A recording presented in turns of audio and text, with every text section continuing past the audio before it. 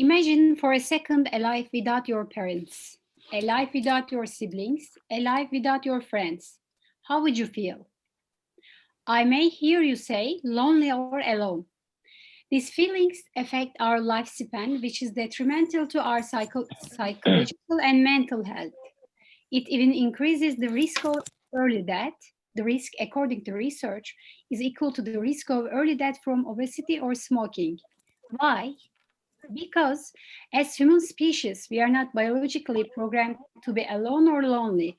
All our lives are built around a certain amount of social interactions and physical proximity. Even the most introverted of us could enjoy a limited amount of social contact. However, in the time we live in, with everything going around us to fight COVID-19, from a physical health standpoint, there is a simultaneous need to reduce physical distance, social or relational connection. From an emotional standpoint, this separation runs the risk of increasing the negative feelings and resulting negative health outcomes associated with social isolation and loneliness. Thus, ignoring the need for connection and community at this challenging time is not an option. Creating connection and community is a superpower that makes human beings smarter, happier, and more productive. When we are connected, we care about others to invest the time to develop healthy relationships. When we are connected, we are more likely to communicate, collaborate, cooperate, and work together toward a common goal. It is important to understand that connection is essential because, as I mentioned earlier, insufficient connection has a wide-ranging impact on our bodies, increasing the negative effects of feeling lonely, stress, and diminishing resilience. As LEAD2 project team, we are here today to build sense of community among MOOC's partners to broaden our horizons on university governance and academic leadership during COVID-19 periods. With an intention to enhance the capacity in university governance and academic leadership, LEAD2 project implements innovative and targeted online learning through MOOCs for academic leaders. Linked to that intention, our project team has desired to tackle the current challenges and broaden its MOOCs participants' horizon on strategies for teaching approaches, social adaptive skills of academic leaders in global uncertain times. By boosting together, we are sure we can feel satisfied, serve a cause greater than self, and most important of all, we can reduce the risk of feeling lonely and isolated. On behalf of LEAD2 members, I'm pleased to extend my greetings and welcome to all of the participants in this meeting. I am Dr. Aysun Çalışkan. I am currently a postdoc researcher in educational sciences at Vrije Universiteit Brussels in Belgium. My research area focuses on academic leadership, university governance, educational innovation, and organizational culture. I am also a facilitator, course designer, and instructor for the MOOC courses. Today, I'm going to moderate this workshop about university governance and academic leadership under global uncertainty. At the beginning of this meeting, allow me to inform you about the agenda.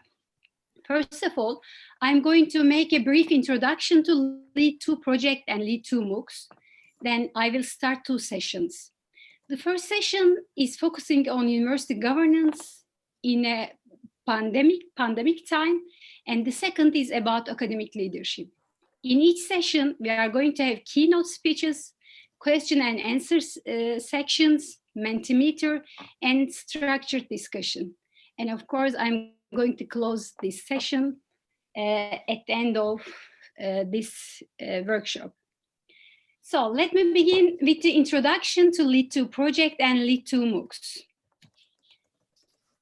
LEAD2 project is a capacity building project in Chinese and European higher education supported by the Erasmus Plus program.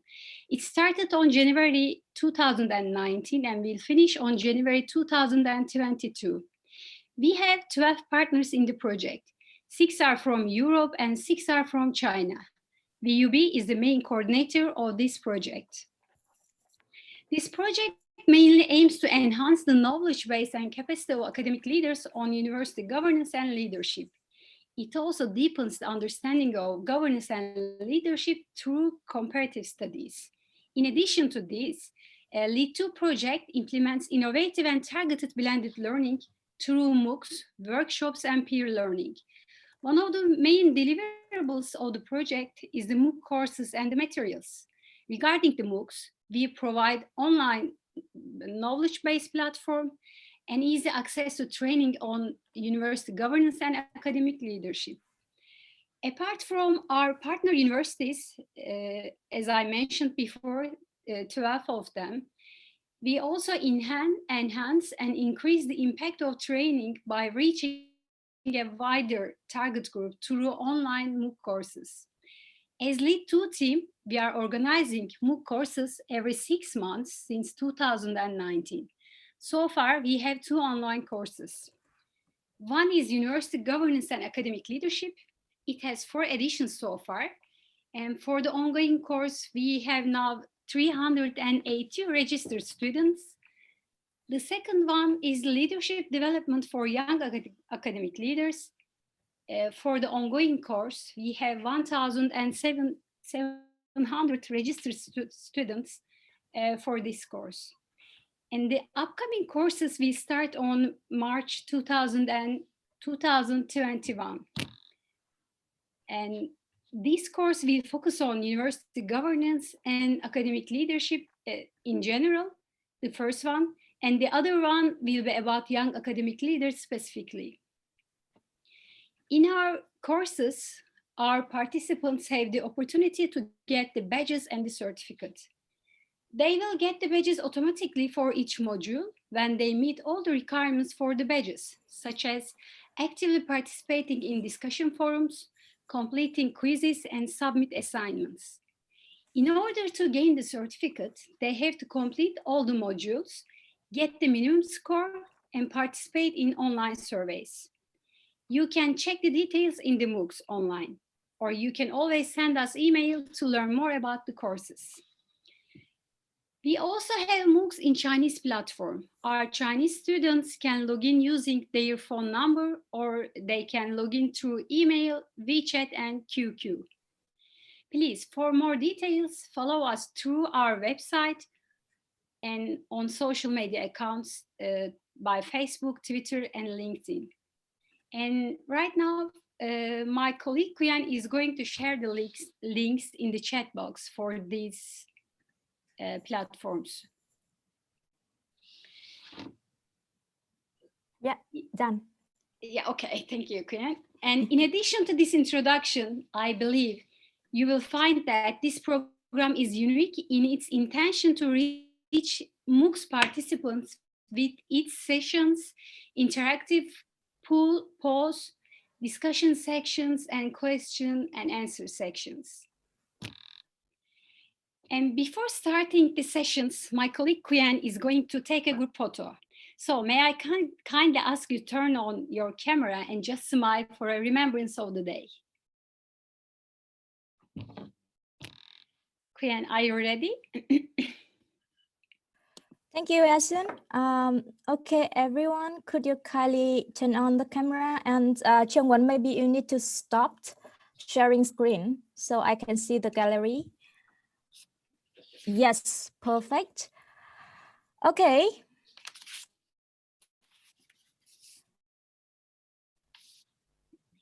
All right. Mr. Diwaka, I don't see you. Iman, yes, good now. Iman Ibrahim. Tethar Hailing, we don't see. Yeah. Could you turn on the camera and I will take the photo, the group photo for all of us. Gallery. Okay, ready? Okay, I will take the countdown from 3, 2, 1, and then I will take photo. 3, 2, 1. One more time. 3, 2, 1. We have the second group here. Okay. Again, 3, 2, 1. The last time. 3, 2, 1. Done. Yeah. Thank you, Yasun. I will give the floor to you. Many thanks, Kriyan, for this nice memory of the day.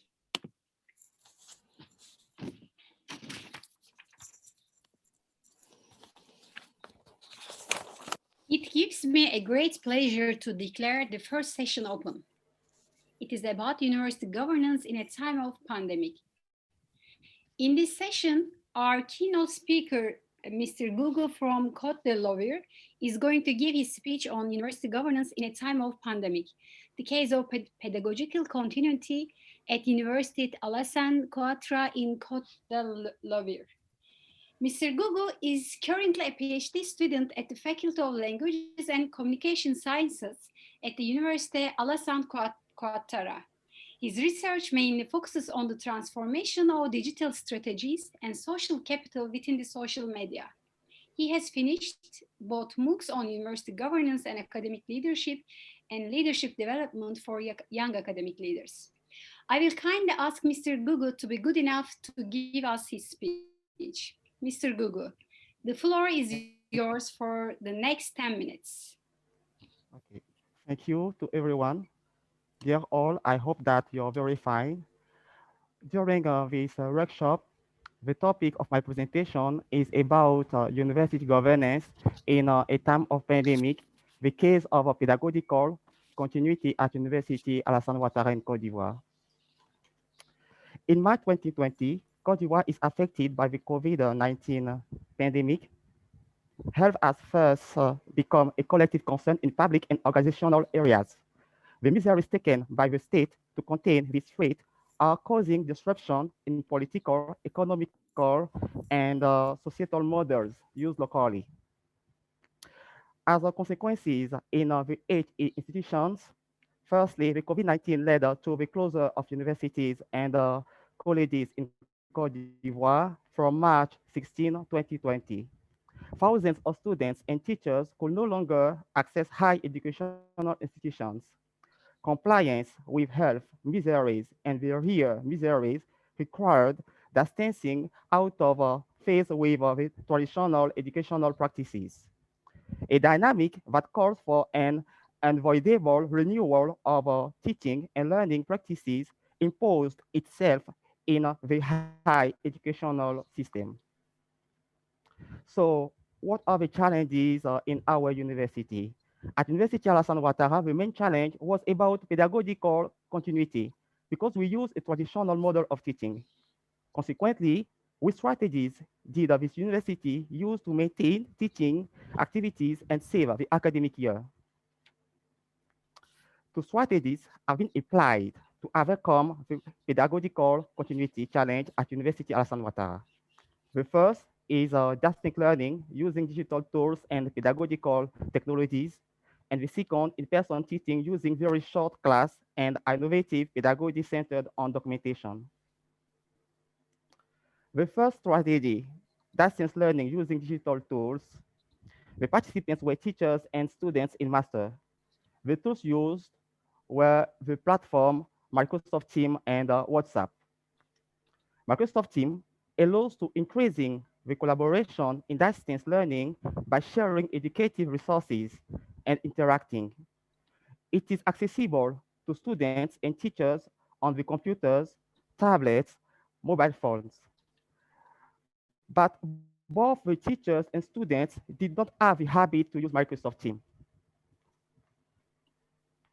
WhatsApp was also used, and it allows to take meeting in groups using text, video, vocal messages, pictures, and digital fields to lead the group pedagogical activities. It is a tool that is accessible to the students and teachers on the computers, tablets, mobile phones.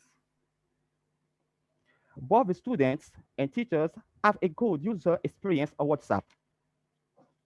The second strategy, in-person teaching improved. In this case, participants were teachers and students in licensed class. In-person teaching in-person teaching use very short class size and innovative pedagogy centered on sharing more documentation after the course. The pedagogical approaches applied with the digital. We have the flipped classroom. In this kind of classroom, the students took the class and received the course material at home, and the teacher used case studies for the evaluations. The differentiated teaching was not applied in our context. So online, the teachers repeated the habits of traditional teaching model, but the evaluations were done by using mails to share the students' papers to teachers. The pedagogical approaches applied in person teaching. The students receive more additional documents because of the short teaching time. The traditional methods are applied. About the class schedule, it was doubled to teach the same course to students organized in short classes. So the teaching hours for each teacher increased. In person class, the evaluation has been done according to the traditional methods during the academic year. Our final considerations about this situation. Firstly, at University Alassane Ouattara, there is a necessity of a digital culture because students and teachers don't have the habit to use digital tools in teaching and learning situations. Also, the pedagogical approaches have to be improved because we have a habit to apply traditional teaching methods in class. So, a transformation of teaching approaches is a good solution. It means that the teachers, students, and other workers at University Alassane Ouattara need to enhance their digital competencies to react correctly and apply the good teaching practices using digital platforms to overcome the pedagogical continuity challenge at University Alassane Ouattara. So then we have the references about this paper, and I have final acknowledgements, especially for the LEAD2 team for this workshop and also the online courses. I want to express my thankful also to the facilitators, Jean-Claude Cagas, Zhengwen Chi, and Dean Kuyen for their helps. Thank you.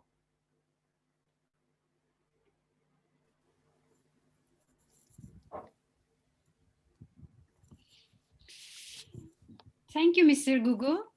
I listened to your speech with a great interest. Actually, it has expanded our views on the strategies of the universities to maintain teaching activities in your country.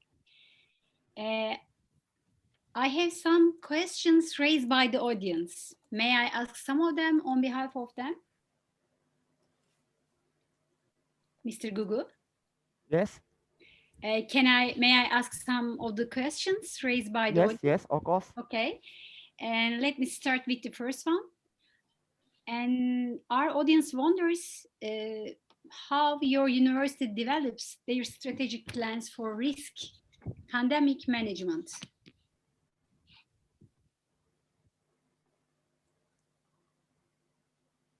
Okay, in our university, concerning the case of pandemic management, firstly, the board of the university concerning the staff reduced the number of workers every day. And secondly, as I said, in the case of in-person teaching, we have reduced the number of students in each classroom. And in addition, now we have in so that if there is a problem that is due to the COVID-19, the state is informed and they take measures in order to tackle the problem. I hope that it can be enough Yeah, as explanation. I think it's clear. It's clear enough. Thank you very much. Okay. And I have one more question. Yes. What are the necessary leadership mindsets, attitudes, and behaviors for university governance in terms of digital education? Okay, I think that in this kind of situation, it's better to apply a situational or transformational leadership. I think that why? Simply because the university is in an environment that changes every time. Mhm. And the pandemic is one sign showing that if we maintain the same structure, the same governance, and we don't try to improve at a certain level, we cannot face to the new challenges.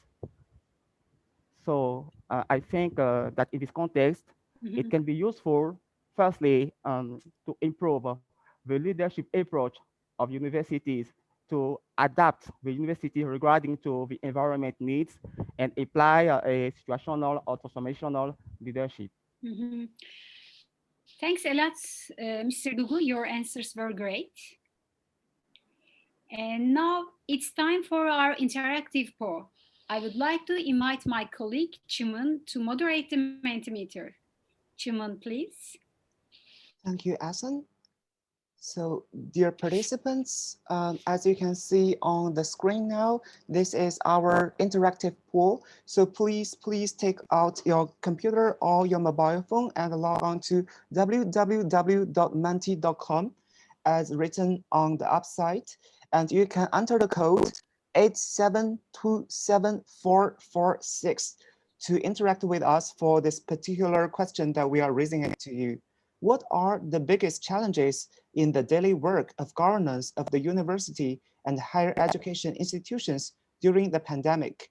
You can choose from assessment of the evolving situation, decisions on the security provisions, management of the budget flow, support to students' well-being, communication with stakeholders, or recruitment of international students.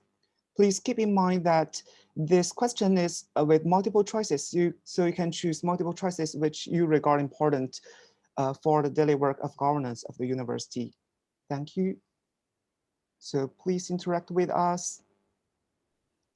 Thank you. We can see that now the figures are changing already. Like we have two participants who said the support to students' well-being is really important and it's one of the biggest challenges of the daily work of the governance.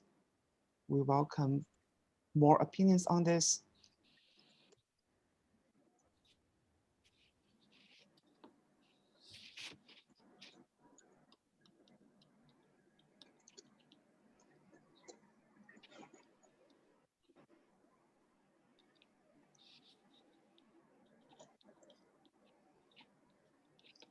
So as we can see now, like the figures are changing, the assessment of the evolving situation and support to students' well-being are ranking the two first for the biggest challenges in the daily work of the governance of the university.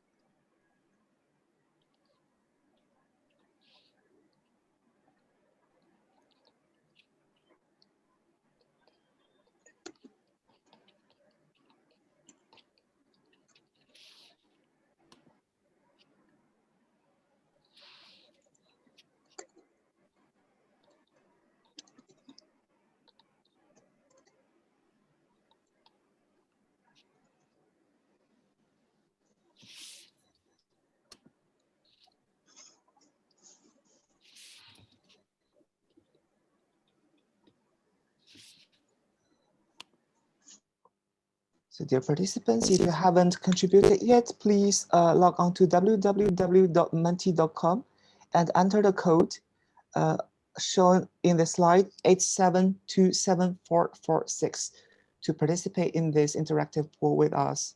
So now we can see the figures for support to students' well-being and assessment of the evolving situation is climbing up.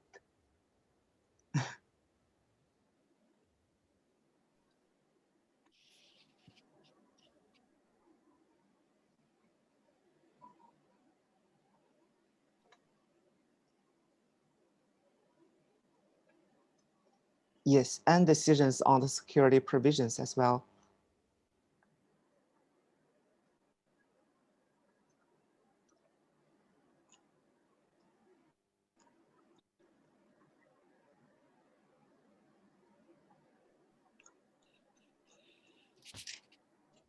So as we can see now, like the students' well-being is really one of the biggest challenges that have shown by our participants of this workshop in the governance of the universities. So without further ado, I think we can start the next session by the discussion on the university governance in a time of pandemic. So I will give back the floor to my colleague, Asen. Thank you. Hyunmin, many thanks for your analysis. Actually, it is good to know that according to our participants, the biggest challenge in university governance is the support to students' well-being, but there is no answer for management of the budget law. It is an interesting result. Thanks a lot. And now I will call upon my colleague, David Castro Garcia, to moderate the structured discussion for this session. David Castro holds a bachelor's in psychology and is currently continuing master's in educational sciences at VUB. And his research area is the effects of perceived usefulness of MOOCs on the perceived learning. He is one of the facilitators of the MOOCs on the LEAD2 project. Yes, David, the floor is yours. All right, so thank you, Dr. Aisun, for that introduction, and welcome everybody to this discussion. And this structured discussion, it's about university governance in a time of pandemics. So first of all, I would like to read the questions that are in this discussion. The first question that I would like all of you to start thinking is what are the challenges facing universities and higher education institutions against the backdrop of global pandemic? The second question is what is the work that academic leaders, teachers, administrators need to do differentially from before the pandemic? And the final question is what are the continuous effects and impacts on the future way of working and governance of university and higher education institutions? So I would like to all of you to first of all the audience to answer those questions. You have the options to raise your hands or use the button of raising your hand, or directly use the chat box to answer or to ask any other related questions. And second of all, we have two panel contributors for this session. The first contributor is Rene Borromeo and Deborah Arnold. So I would like to invite Rene to join us, please, to start this discussion, and just to remind you that you have around 2 or 3 minutes for your intervention. So now I'm gonna give all of the time is yours. Thank you, David. So those are good questions, and one of the things that comes to my mind is, for example, for universities in my country, there has been a significant drop in the enrollment of students in higher education, even in secondary education. And perhaps one question that universities may want to ask is, what will happen to the facilities if students are transitioning to remote online learning? What will happen to the physical facilities inside the campus itself? So for example, you have this one big campus, one big gym, and nobody's using it. Nobody's nobody's playing in it. It's not income generating, but there's still associated operational costs. It still takes money to maintain that structure, that building, those classrooms, and they're not being used. So that's one question that the university may want to, or the management of the universities may want to figure out on how to answer. Another thing is the readiness of the students, of the educators themselves. If we're going to online learning, does everybody have a stable internet connection? Does everybody have know how to use the same platform? Those are really interesting questions. Thank you, David. Thank you so much, Rene. Yeah, indeed. As we have, I think your contribution is very much in line with the other contributions. So all of the challenges related to dropout rates of students and the ability that they have to use the technology is also challenging for this during this time. So thank you so much for your contribution. And now I would like to invite Deborah Arnold as well. She is she's gonna use I think she has some presentations. So I would like to ask Shen Wen. Thank you so much. I Wonderful. think Deborah, I think that's your slides. So again, now the time is yours. Just bear in mind, like around we have like you have around 2 or 3 minutes for this contribution. So now I'm gonna give you the floor. Okay, thank you very much, and thank you for having me on this panel. I think the questions that are being addressed are very much in line with the focus of my doctoral research at Universitat Oberta de Catalunya. I'm actually based in France, so I'm studying my PhD through distance learning, and I've been working in the field for 30 years now. This PhD was in fact born out of observations of poor strategy and leadership with respect to digital education. If we can move on to the next slide, then I'll just talk you through. So we're all aware of these different challenges with relation to the digital age, the digital world, digital education, questions such as learning analytics, remote proctoring of exams, and various other issues. I started my PhD in 2016, so I was already addressing these, and I contend that these have been amplified by the pandemic, but many of these were not actually caused by it. So things that we should have been paying attention to for many years. And I would also contend that business as usual is not an option for higher education. And research has, in fact, recent research has shown that those universities who did have a sophisticated, well thought out digital education strategy and leadership were actually in a better place to face these challenges in the pandemic. So if we look at the next slide as to how I'm addressing this in my research, I've developed a framework of digital education leadership literacies, which have the nice acronym of DELI. These are looking at mindsets, attitudes, actions, and behaviors with respect to leadership. So drawing on leadership theory, but also on the multi-literacies ideas of representation. So this is mindsets and attitudes. And we know that the mindsets approach is very much used in leadership development as well. And then communication, how do you transform these mindsets into concrete leadership actions and behaviors? So I've combined 3 conceptual frameworks into one. The 5 dimensions of worldly, sustaining, leadingful, and relation and learningful. These come from Heather Davis. And the notion of addressing purposes, people, processes, and systems come from Jill Jameson. But in fact, it's the next slide which really shows us how these all come together.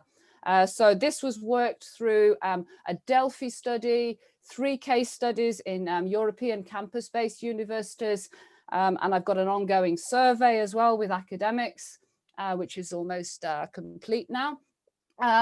So the worldly literacy is all about our place in the world, our representations of the digital world, how we represent organizational culture, our relationship with teaching and learning as university leaders here. And you'll see that educational technology actually comes at the bottom of the list, and that's for a reason, because there are many other things to work through first. The sustaining dimension looks at environmental, human, and financial concerns. There's the notion of ethics, social responsibility in here. The leading full dimension is what we traditionally consider to be leadership. So different forms of leadership appropriate to context. Michel Gugu talked about this earlier as well, of taking into account context. The relational dimension looks at the two aspects of Ulbin's relational leadership theory, from the individual perspective and interpersonal relationships, as well as organizational dynamics. And then finally, the learningful dimension is really everything that concerns leadership development, either from individual leader development or from developing the point of view of developing leadership capacity within an organization, and then these notions of organizational learning as well. And then if we go to the last slide, the second to last slide, we can see how this comes together in answer to the question of what is the work that academic leaders, teachers, administrators, and university governance, I would add, need to do differently. From my research, it seems that there needs to be a phase of unlearning and relearning, addressing these representations of and mindsets of the digital world, higher education, digital education, and we could also add representations of leadership itself. Thinking about purpose and values, thinking about people. Again, we saw that student well-being was very, very important, identified as an important challenge. Thinking about pedagogy and thinking about technology once we've addressed those areas. And then those concrete actions. So as Michel Gugu said, forms of leadership appropriate to purpose and context, this culture of change and organizational learning and developing leadership capacity. So the final stage of my research is going to be developing recommendations for leadership development in these fields. And then the last slide is simply the references that that I've referred to in this presentation. So thank you, and looking forward to the rest of the discussion on these topics. Perfect. Deborah, thank you so much for your interesting presentation. Yes, indeed, and it's very much in line with what we discussed before with all of the contributors and the other panel, the discussions as well.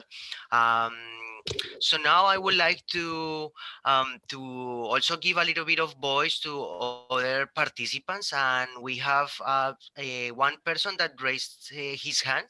It is Babak Tala.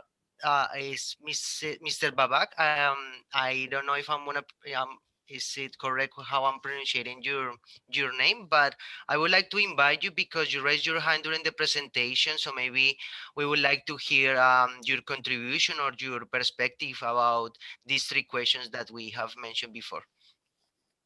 Yes, hello, and thank you very much for letting me this chance. Well, actually, before the pandemic, if you ask me about, I don't know, how long does it take for my context in Iran, how long does it take for schools, I don't know, for universities to become fully online, I would tell you about maybe 5 years or even 10 years later. But, you know, it was a kind of force for us. So we actually, I just want to say that what some crucial points that are being, let's say, neglected is that teachers are not trained on how to teach online. You know, course books are not written for online classes. And this part is what is, I think, very important to be considered. So I just wanted to talk about the material, the course books, and the teachers that are not well trained actually for this situation, and the course books are actually that are not written for let's say online teaching. Perfect. Thank you so much, Babak, for your contribution. Sure. And also for your active participation during the in the MOOCs as well. So now I also would like to give the voice to some of the comments that some students or have some participation in the chat box. So let me just quickly find some of the comments. For example, we would like to, for example, I think we all can read the comments from Emma, for example. The main challenge is enhancing the teaching online material, especially for practical colleges. Yes, I think it goes also very much in line with all of the challenges, which is basically support for students and and educators in this time. Jack, also we can read all of course his comment. What are the challenges facing university and higher education? This is actually a question, so I would like to invite all of the panel contributors maybe to discuss a little bit further about these two questions. What are the challenges facing universities and higher education against the backdrop of global? What is the work of academic leaders, teachers, administration need to the use of technology and new resources to bring students and teachers together in learning? I think he's answering that question. And say Sheikh Sinu is asking a question as well: what steps can be taken or what sort of preparation is needed to maintain the standards of teaching?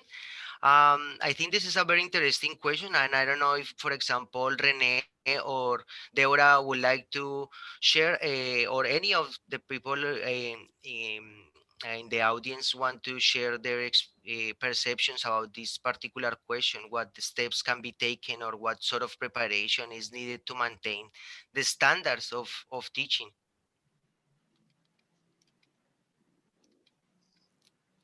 Yeah, I could maybe say something about this. It's obviously it's, if we're talking about it, it's because it's a massive challenge, and I think with respect to the pandemic, I'm in a lot of Twitter conversations with teachers, both with a long experience in distance and digital education, and those who are quite new. So I've been following that very, very closely. I think if we come back to one of the points I made in my presentation, a people first, pedagogy first, and both of those have to go first, approach, respecting teachers, respecting the huge efforts that teachers have made throughout this difficult period, which has now been with us for over a year now. Respecting their efforts, giving them agency and empowering teachers to be able to take things forward. This comes out from the research as well, but also not ignoring all the evidence that is out there. The distance education community has been producing evidence on what works in online learning for decades. This was a frustration felt because that's also my community. That was an enormous frustration felt.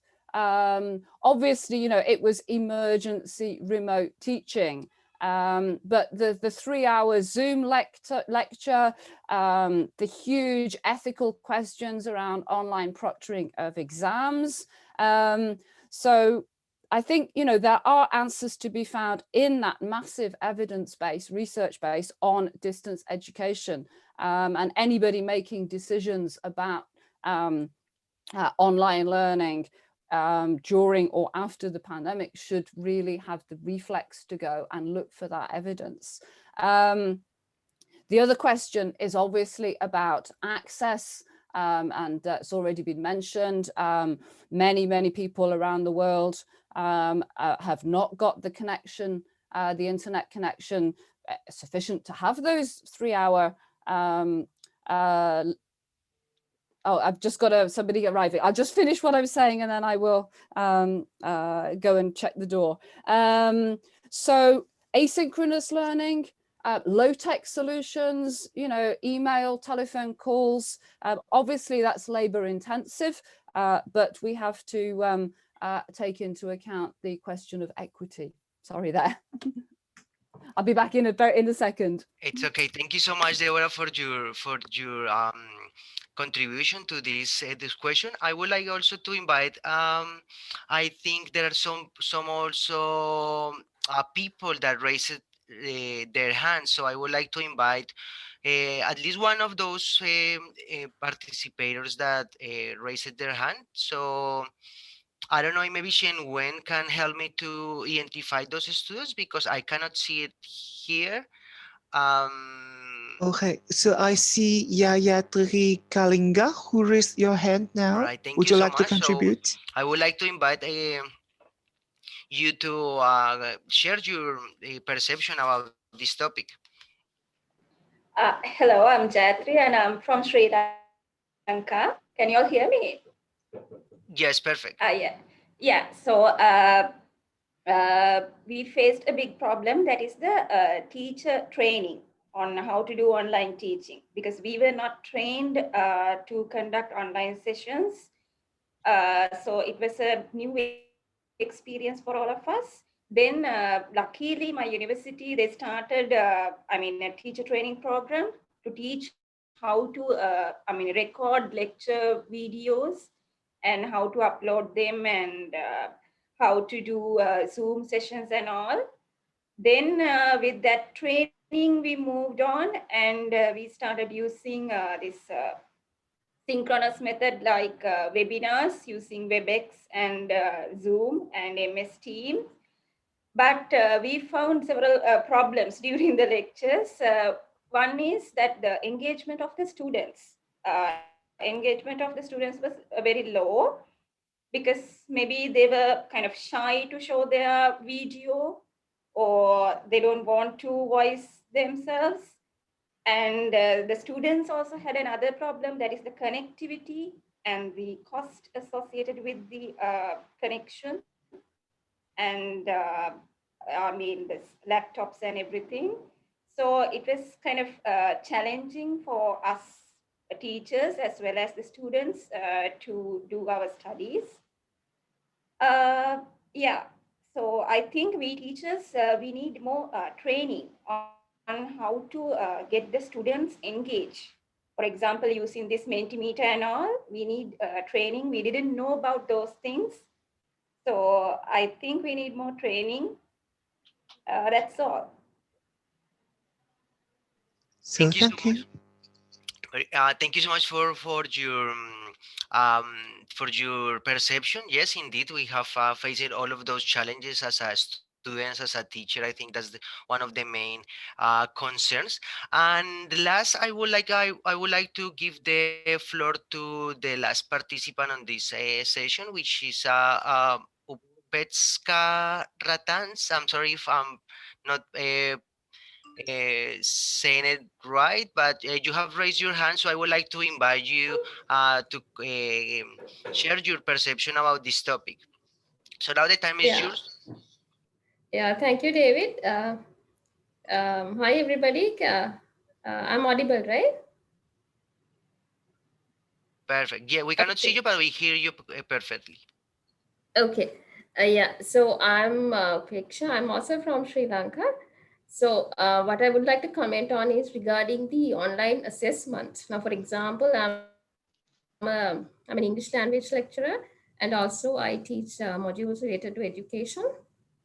So one, I would say the most daunting aspect of online teaching for us was the assessment when it comes to English language teaching, and especially now we were used to testing our students on campus. So they used to have all these composition type answers, essay type answers to be written. So even those were part of our learning outcomes in our course modules, right?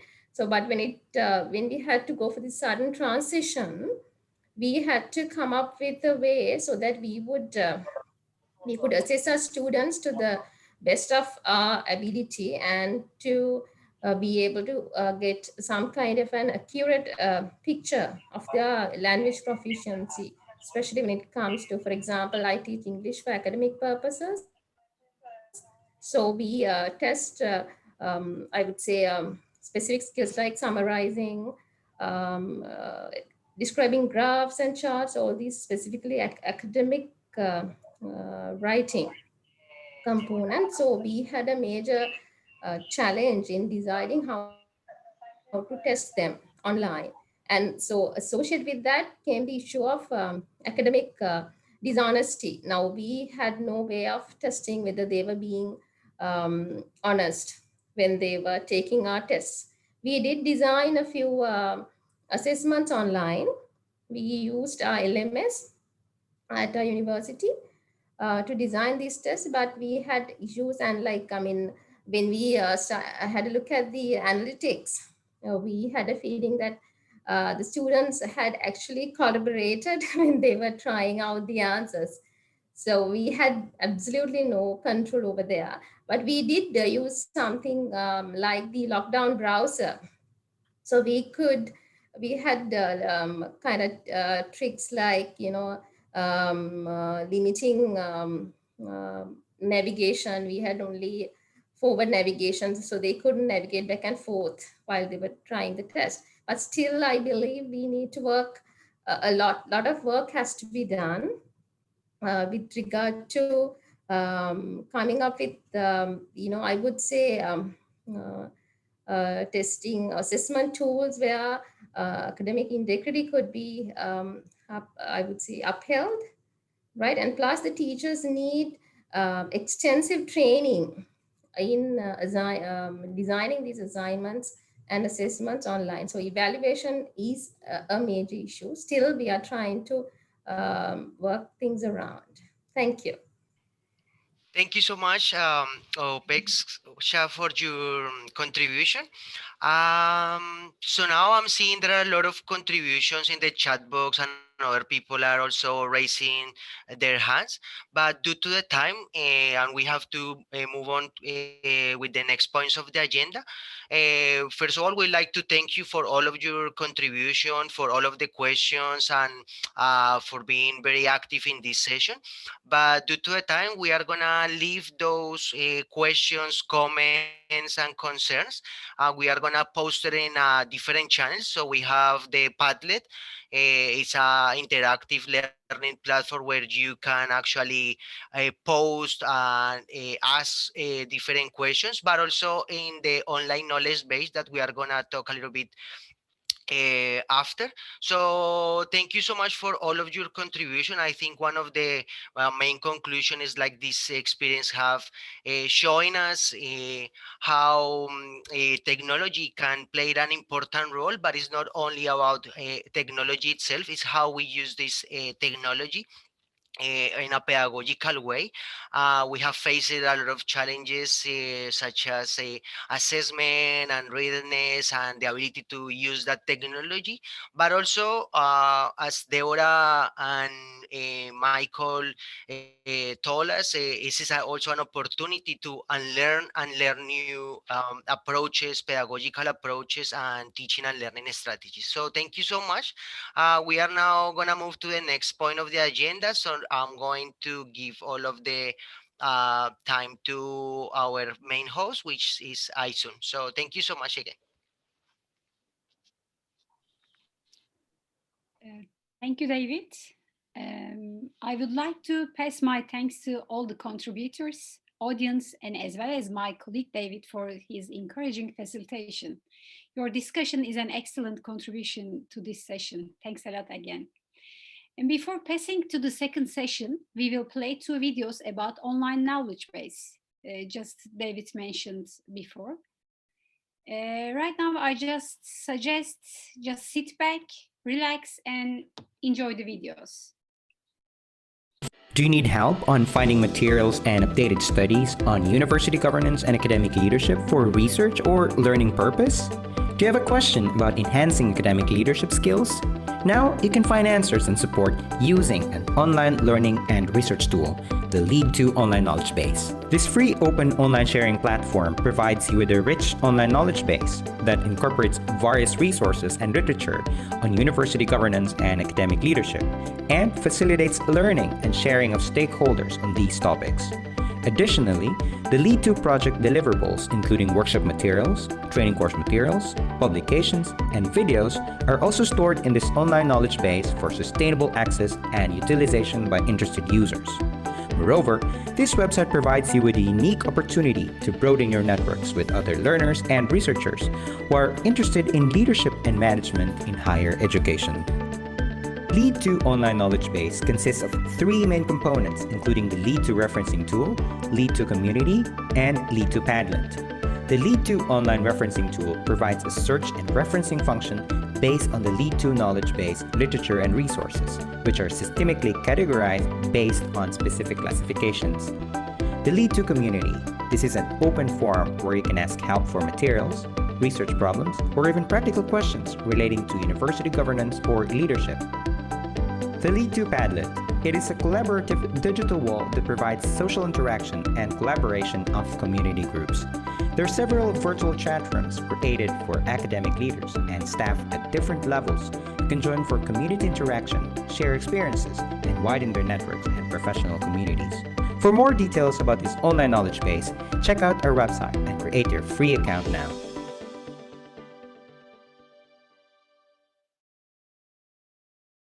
Do you know that full access to the resources on the LEAD2 online knowledge base requires a personal account? And do you know that this is free? Now, I am going to help you how to create your free account. Ready? On your web browser, type www.lead2-knowledge-base.eu. On the homepage, you will find a section where to create an account. Select Create your free account and you will be redirected to the registration page. Here, you can type your username, provide a valid email address, and a password that you can easily remember. You also need to provide personal information such as your name, gender, country of origin, and your experience related to academic leadership. Make sure to answer all the questions. To complete your registration, select Submit. To personalize your account, select Account on the menu bar. Then select Profile Details. You can begin by uploading your profile photo. This is a good way to be easily identified in the forum. Don't forget to select Save Changes to complete. Now that you have created your account, you can begin your search by selecting the online referencing tool on the menu bar. In the search bar, you can type the title, author, and publish date of an article. You can also immediately narrow down your search by directly selecting the categories, which are shown at the right side of your screen. If you have more questions about the online knowledge base, you can always send us an email.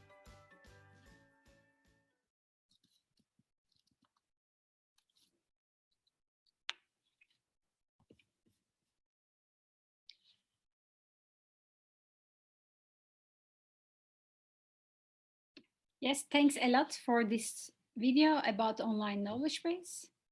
We have already finished the first session of today's workshop. Now I'm appreciated to start the second session about academic leadership.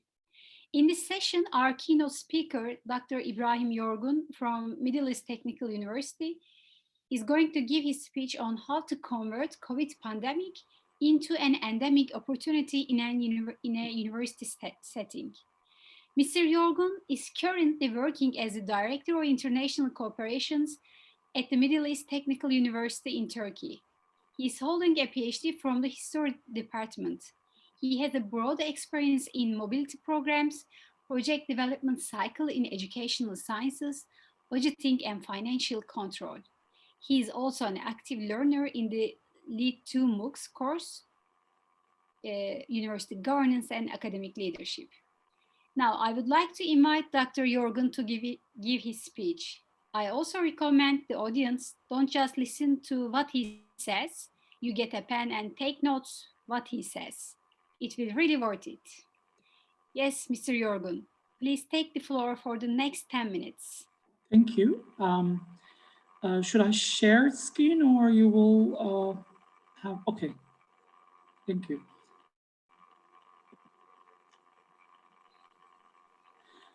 So I purposefully chosen the title endemic. It's used for, in fact, the biological sciences area, but I just want to, show you that pandemic is where we all in the world is facing these days, but we can have our own solutions and approaches to the solution of the pandemic in an endemic way. So that's why I put this name purposefully.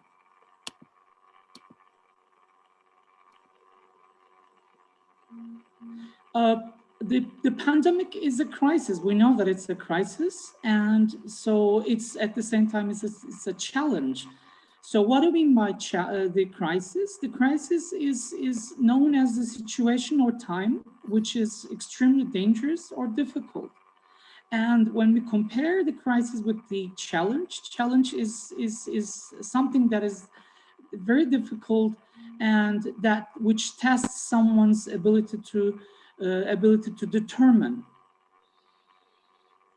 So it's a challenge and crisis at the same time. When we look at the etymology of crisis, in the early 15th century, we see a definition of crisis saying that it's decisive point in the progress of a disease. It's a very interesting etymology. Of course, throughout time, the etymology changes and the name changes. So the name, it come to a different understanding these days. But there is an interesting idea in the popular Western culture that the word crisis in Chinese, they misinterpreted. So in the Chinese, crisis is composed of two characters, as those who know the Chinese. The first character represents danger, and the second character represents change point. But in the popular culture in the 50s and 60s, particularly United States, and then it came to Europe, that the second, the character, change point was translated as opportunity. So then they believed that the crisis in Chinese is danger and opportunity, which is in fact not. Next slide, sorry. So when we think of the crisis needs to be managed. And who's going to manage it? At the university setting, the academic leaders or the leaders that is at the university setting. But the crisis has both personal and organizational processes. So you have to overcome the crisis personally and at the same time in the organization that you work. The crises most of the time are subjective. What do you mean by subjective? Is the understanding, like different people, the universities or societies might have different comments. And the time, place, or cultural differences are important in the definition of crisis, and everyone defines in a different meaning. So then I just mentioned that the crisis, when we define crisis is personal, and at the same time it is a group crisis. The personal crisis is mental, sexual, health problems, death, accident, and assault. And these days we have the pandemic. It's a personal crisis because you are locked down or you are personally influenced or affected by the pandemic. But it's at the same time, it's a universal problem at the moment, so it's a group crisis. When we look at the group crisis, there are terrorist attacks, natural disasters, political instability, and assaults arising from discrimination, hate, or racism are among the group crises. This discriminations or the classification is just an example, so it's not a fixed set. We can add more, or we can, as depends on our understanding of culture and crisis, it may change. And when we look at the crisis before crisis, we do a prevention and preparation to reduce the risk of crisis. But how are you going to do in a university setting? Then the management skills and the responding to a crisis. That means at the university setting, then the academic leaders has to decide. So then the decision-making procedures are at stage. And when the crises are gone, then we try to recover and learn from the crisis. And what we do as academic leaders, we try to prevent of reoccurrence or re-guard crisis. That means this is a specific terminology in the earthquake. So when earthquake happens, then it's the main shake, and then it comes other, following shakes. So they call it rear-guard crisis. So we try to rear-guard after the crisis and the certainty. So in those times, the university settings, the academic leaders are uncertain. They are uncertain what will be the outcomes of their decisions at the university, because the information flow is in fact slow or non-existent. We get a lot of information from everywhere, but is it correct information? Is it the valuable information? So how are they going to trust the information? And the real information is, in fact, is not very speedy. It's slow, and sometimes they can't reach the real information. And people during the crisis may lose their common sense, and then they also may feel that power of taking initiatives is not very easy. So the academic leaders tend to take time to time popular decisions. And because it's not very easy to take radical decisions, particularly during the pandemic times. And that means their decisions are taken under high tension and pressure. So then what kind of personal skills they have? Then we think of, oh, this person is very skillful, is very efficient, or what? And we dream of leaders, charismatic leaders, heroes. And then we say, God, Christ should come and save us. So we expect charismatic leaders and heroes to be born and save us. So, but in the academic setting, when the academic leader, when they decide, it's a very complicated issue. And the decisions are very tough, because they have to, their decisions are bound by requirements, rules, standards, governance, regulations, in the local regulations, the government regulations, or international regulations or laws and the policies. And they have to think about the transparency when they decide about their, an issue. So academic leadership during the COVID-19 requires multiple adaptive skills when we think of the multi-angularity of the pandemic is considered. Because the COVID-19, as we realize that it's not a one angular issue, like it's not only a health issue, but it's an issue, political issues, an economic issue. It's in all of the realms of our daily lives, and especially in academic setting, it is more complex.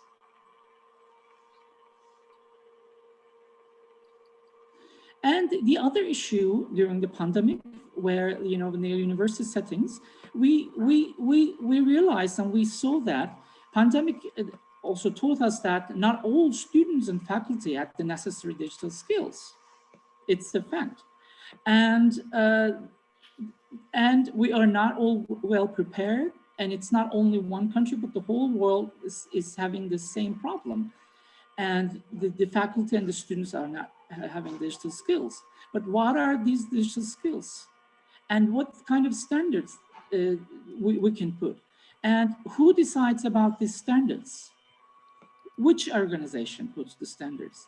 And like someone from China can talk about, the skills from South Africa. So how are the standards will be set? And then we also realize that the skills are up in the air, because we are not yet also fulfilled some of the problems, such as in many of the countries, there is no good internet connection. And the students, even the faculty, do not have a laptop. How are they going to deliver the course, on how are they going to continue their research in a university setting? So it becomes a very complicated issue that we are not yet fully at the solution stage. Next slide, please. So then when we talk about these problems, but then we also have other issues in university setting, such as the university is not doing only training or education, but they're also doing research. And when the research is ongoing under pandemic, when everyone is locked down, how are you going to continue your work? Then we talk about new solutions like remote labs or virtual labs. And then the other issue is when under pandemic, that the disciplines that has to do with the lab work, and how are you going to employ someone who had no lab experience? For example, how are you going to, people talk about how are you going to trust a doctor when he or she graduates, which is no, experience at the some of the stages. So then the problem occurs at the employability of students. And then we talk about new skills obtained in the new era. And also then talk about the creating a co-work space, although the pandemic is ongoing.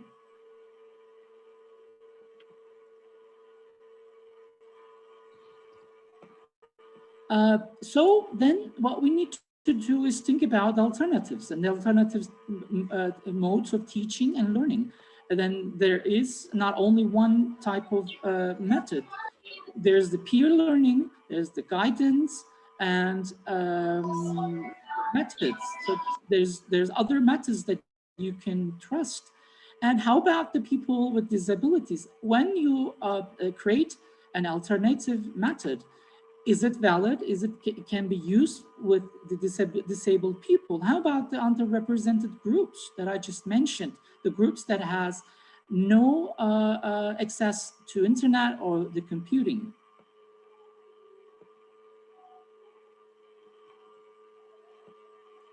Then some solutions, some suggestions for the academic leader university setting is a new mindset for academic leader. We expect the academic leader to be adaptive and work under multitask and has multi-skills. It has to be cooperative with other stakeholders in and outside the university. It has to be visionary and realistic so we can add more. Then these academic leaders are not at the ivory tower anymore. And then there are a lot of surveys and researchers ongoing in terms of the environmental impact of COVID-19. And then the results are that then the air is more clean and the environment is becoming more clean because we're locked down. Then that means the new research and the university has to also respond to societal and environmental impact. If a university setting is working on this new understanding, abandoning the ivory tower, that means they have to abandon the disciplinary barriers. That means they have to be new understanding, a new paradigm, and they need to work either interdisciplinary or multidisciplinary or transdisciplinary teaching and research.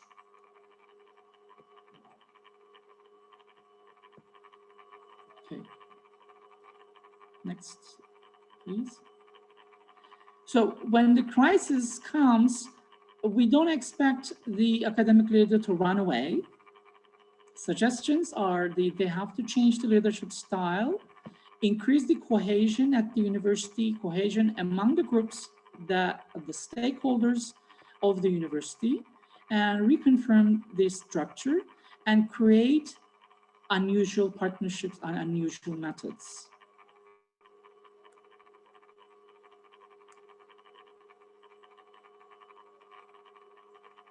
So an effective and efficient leader in a university setting is expected to be responsive and not run away from the uncertainty and the crises. And so the responsiveness is one of the key figures, and effectiveness and efficiency is the key figures that I would like to point out. But in these efficiency and effectiveness, you can also talk about the teamwork, commitment, and the vision, sensitivity, or many other skills of an academic leader. So that's the end of my presentation. Thank you for your kind attention. Thank you very much.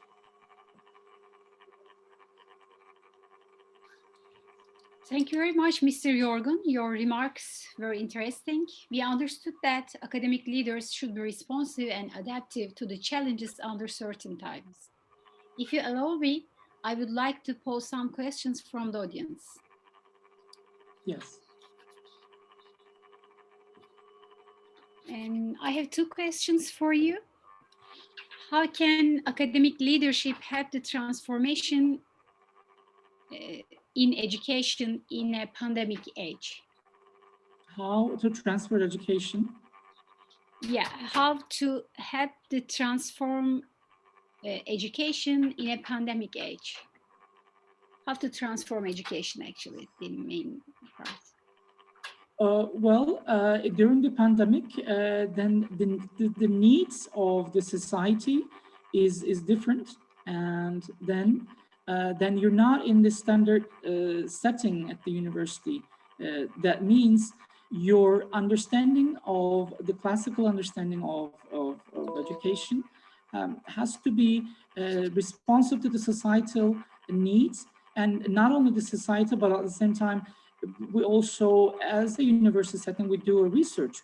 When we do the research, that means we cooperate not only with the students and the faculty, but we also need to cooperate with the stakeholders outside the university, such as the industry or the organizations, the NGOs. That means we have to combine the other stakeholders in the teaching of education. So we are not solely the responsible institution or entity to give the education any longer. We cannot isolate ourselves from the other, the stakeholders or society that we are living, and we have to contribute to the societal needs and developments. Mm-hmm. Okay, thank you very much for your answer. Now, to your perspective, how to overcome the challenges, especially faced by female leaders? Oh, this is a very good question. Yeah.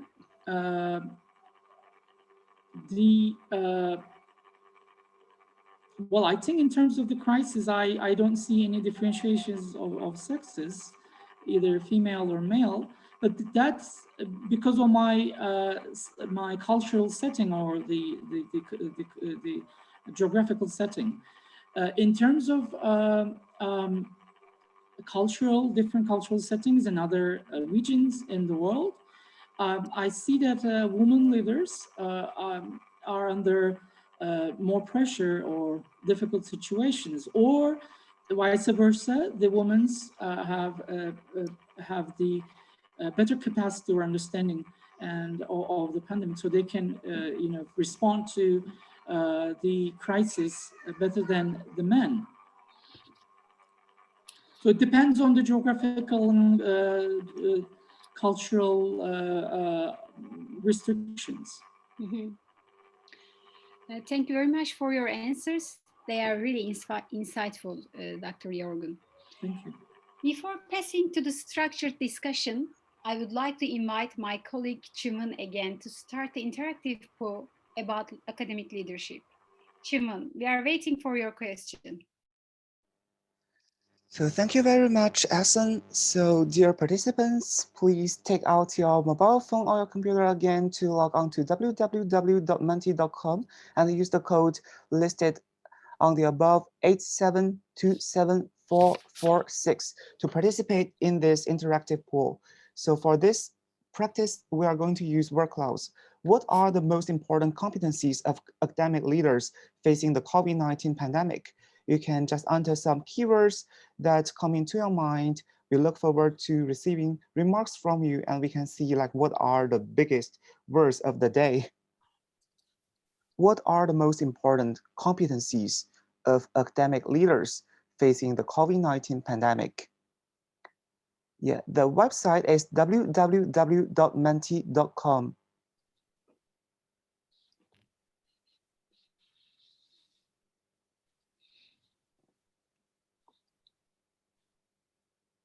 My colleague Huyen just shared the link with you in the chat box. Okay, so we see resilience, flexibility, and patience.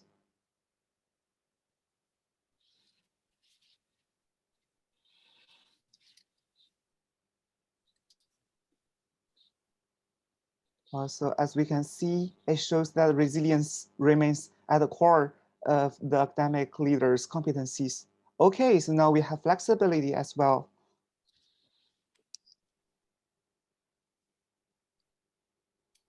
So now as we can see, like the flexibility is the most important competency of academic leaders facing the COVID-19 pandemic among our participants. And we have also some other competencies such as digital literacy that we have mentioned just now, crisis management, technologically adept, strategic, empathy. Yeah, the three big words that we can see now is flexibility, empathy, and resilience. Now also we have some other competencies that listed here, like ICT knowledge. Yes, many of you have mentioned like the usage of technologies, decision making, big picture thinking, management. We have now like 19 participants who enter their keywords. We have also empathy.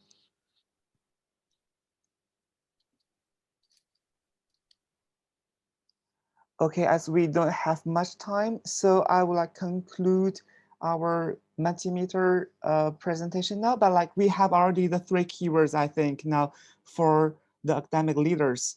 So the most important competencies are flexibility, empathy, and resilience. So I will give back the floor to my colleague Asen to continue our next session on academic leadership. Shimon, thanks a lot for this opportunity to voice our opinion. Now I will call upon my colleague Jean-Claude Cogas to moderate the structures discussion for the second session. Jean-Claude has finished his degree in elementary education in 2012 and is currently completing his master's in education sciences at the Vrije Universiteit Brussels. His study focuses on predictive analytics and MOOC completion. He is also a facilitator, instructor, and a course designer of both MOOCs. Yes, Jean, the floor is yours. Thank you, Aisun. Everyone, good morning. Good morning from Brussels. So welcome to this section's open forum. And to begin, we introduce three questions that we aim to answer today. So the first one is, could you please share one example of effective leadership in the time of COVID-19? What are the practical strategies to lead a team in the pandemic situation? And are there any perceived added values when learning MOOC on leadership development in the age of pandemic? And to help us today, we invite two panel contributors to answer some of these questions.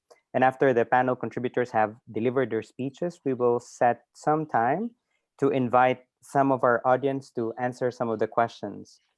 And for our audience, you can also ask your question or comment on the questions and the speeches of our panel contributors via the chat box, or just press the raise hand button. So our first panel contributor is Mr. Akram Elag, is an active student of the MOOC since October 2020. And he would like to answer question number 2. So Akram, I'll give you the floor and you have 2 minutes to deliver your speech. Akram?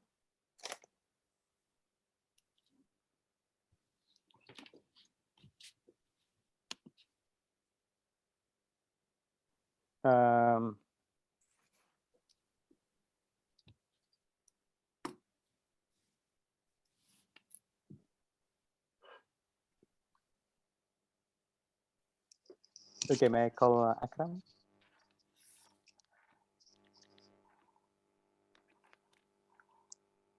Dear Akram, could you please unmute yourself, please? We can now hear you.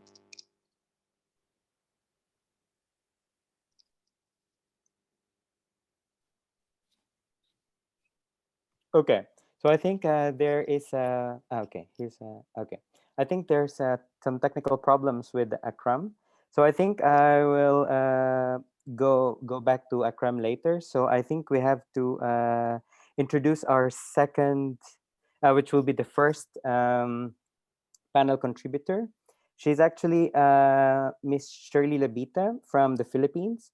She actually completed the MOOC in July 2020, and today she will answer question number 1.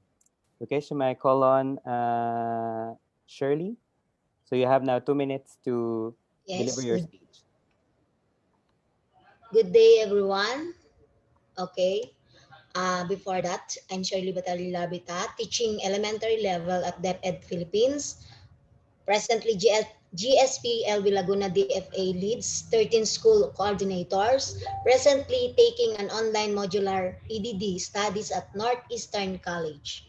Okay, I have chose the first question. Can you please share an example of effective leadership in time of COVID-19?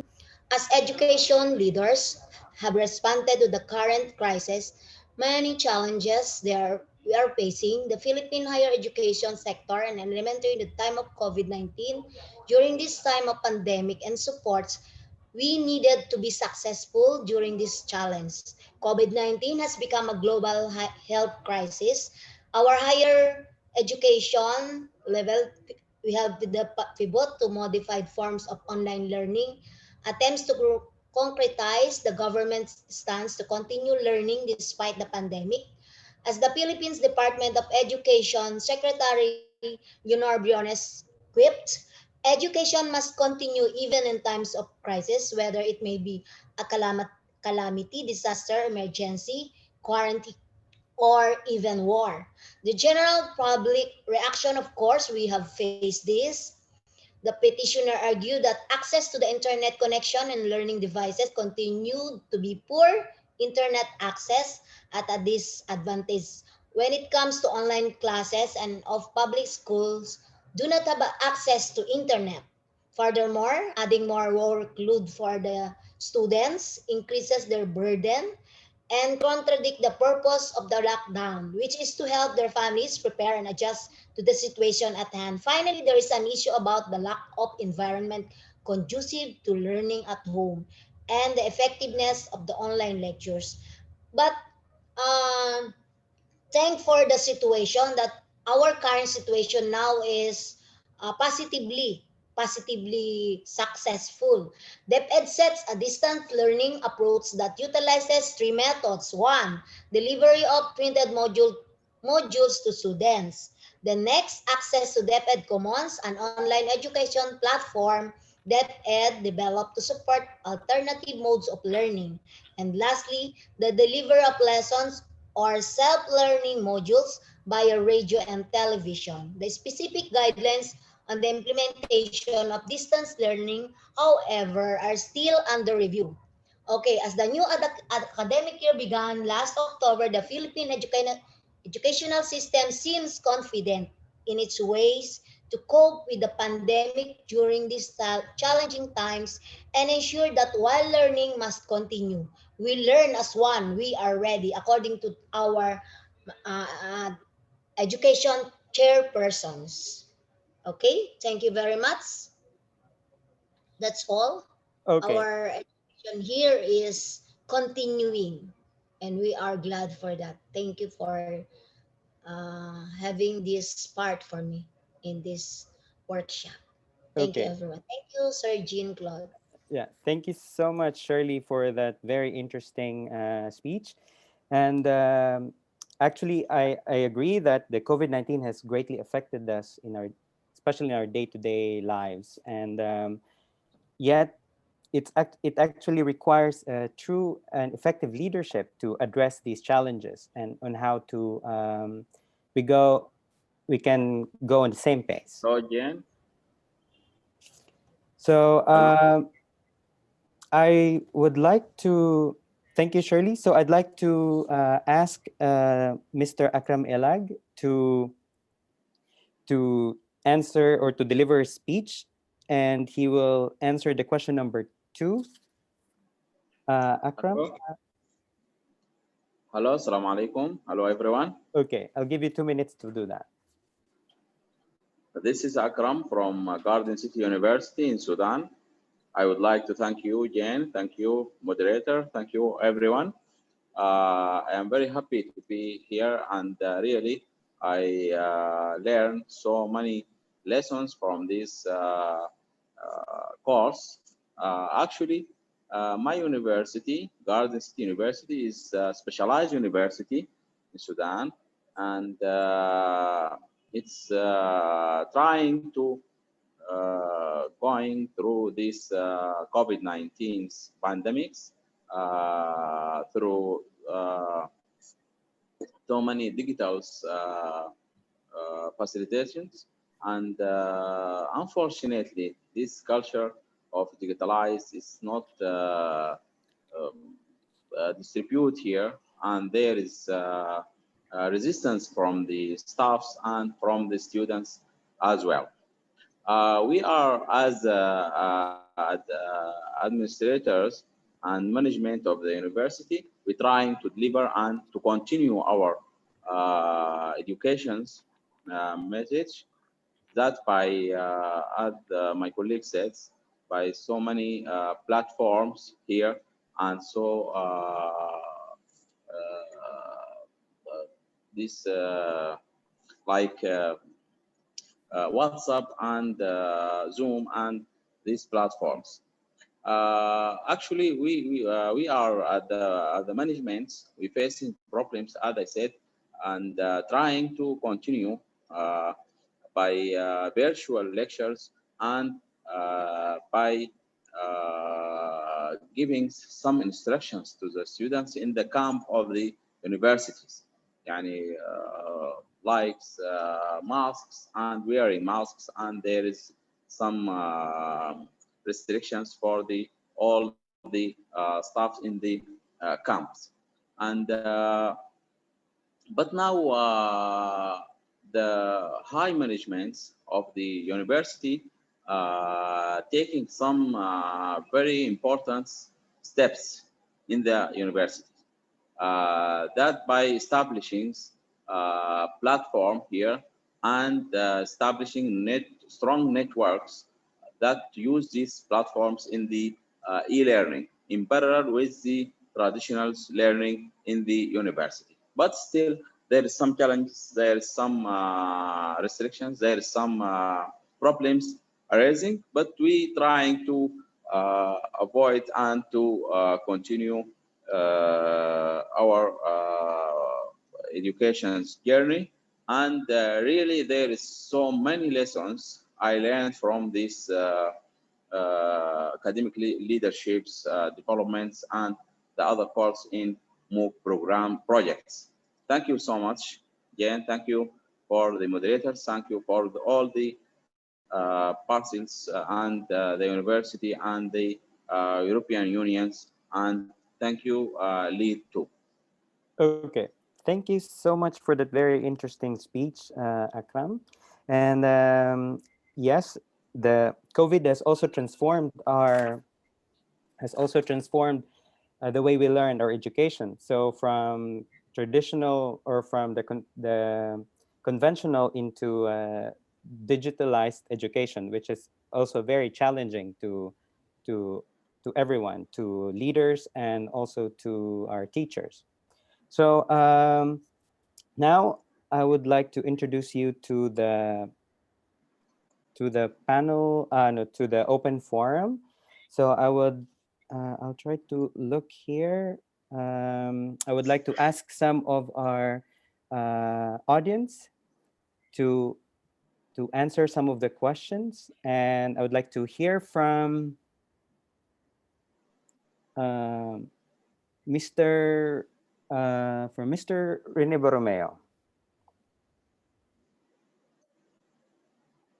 Yes, could you repeat the question, Jean? I was typing in the chat box. Okay. Because it says here that you like to answer one of the questions. Okay. Can I look at the question again? I'm sorry. I was thinking of an answer in the chat box. Yeah, you can look at the question in the chat box.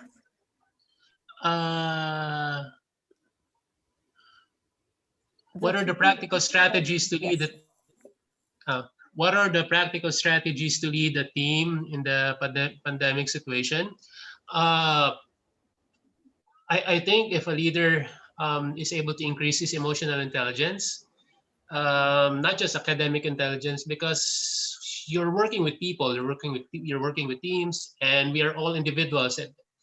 And if you are able to be able to see how they see, that goes a. And as a leader, being able to inspire others. I mean, this situation that we're in can be overwhelming. And for some, they may even get the feeling of isolation. I mean, remote distance, and that you get that feeling of support. As academic leaders, it's important to be able to help students and fellow teachers and fellow academic leaders, help them be motivated in not giving up and in seeking for improvement. So yeah, it's important for us to increase our emotional intelligence and being able to inspire and motivate people, even though there's so much uncertainty in the world.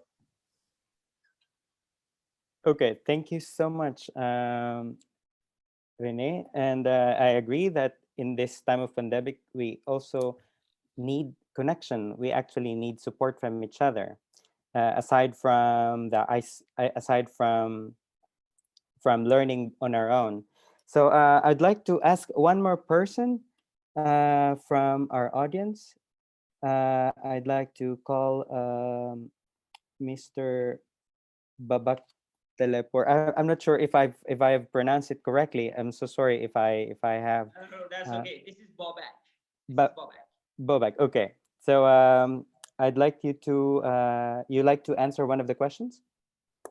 Yes, but my friend answered the second question. I was thinking about the second question.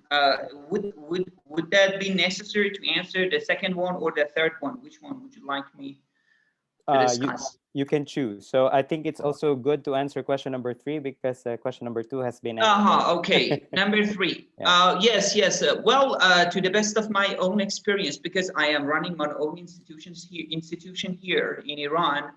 There are a lot of, let's say, challenges that I have been faced and confronted with. As I mentioned in the chat box, I talked about training teachers for online courses because here I told everyone, my teachers, my colleagues, I told them to prepare their own materials for online teaching, because I told you books are not actually designed for online, let's say, courses and online teaching. And about the third question, the values that have been, let's say, added to my values because of the MOOC.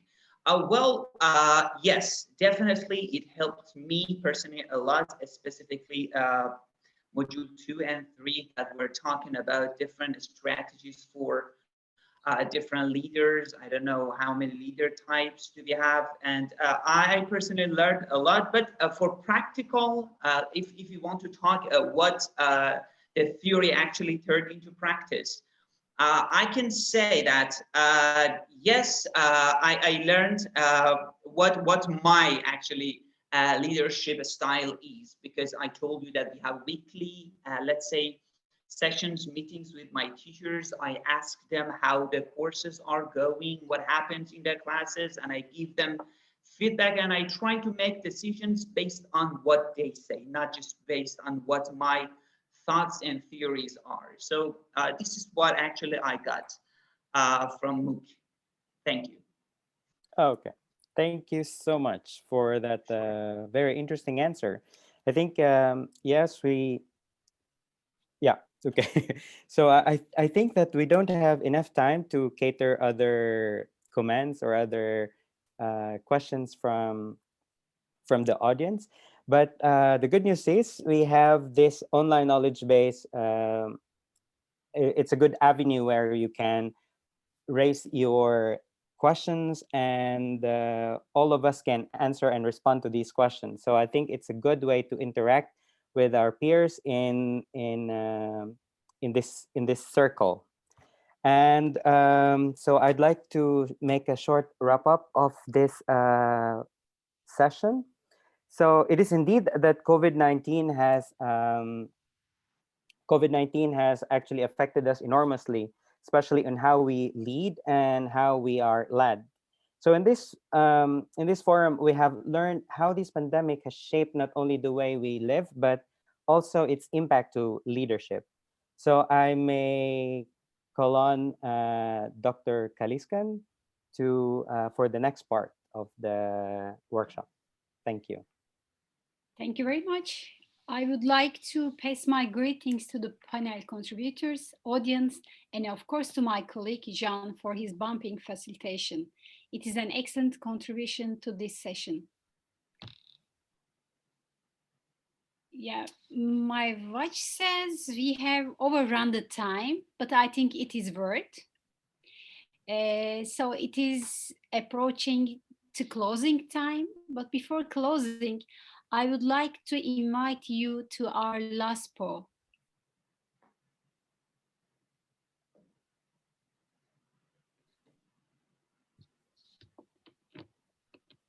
There are some questions on the screen right now.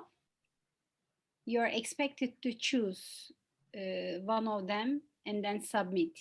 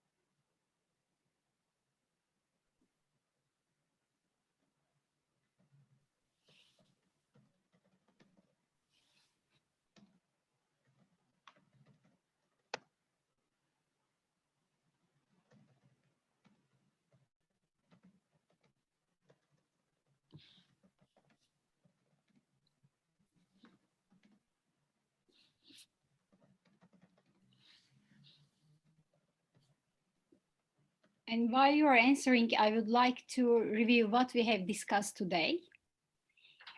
In our first session, Mr. Gugu stated the strategies in his university to maintain teaching skills.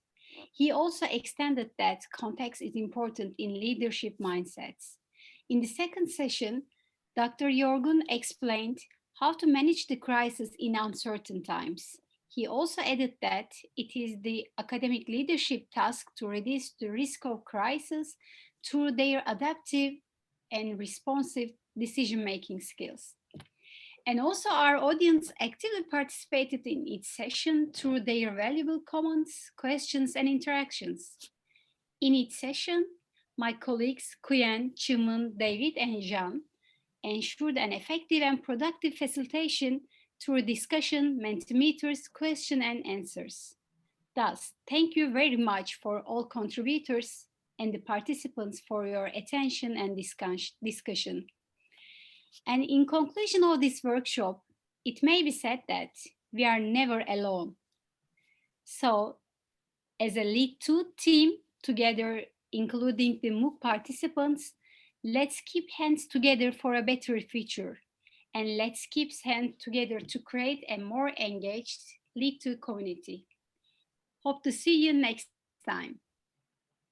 Thank you very much.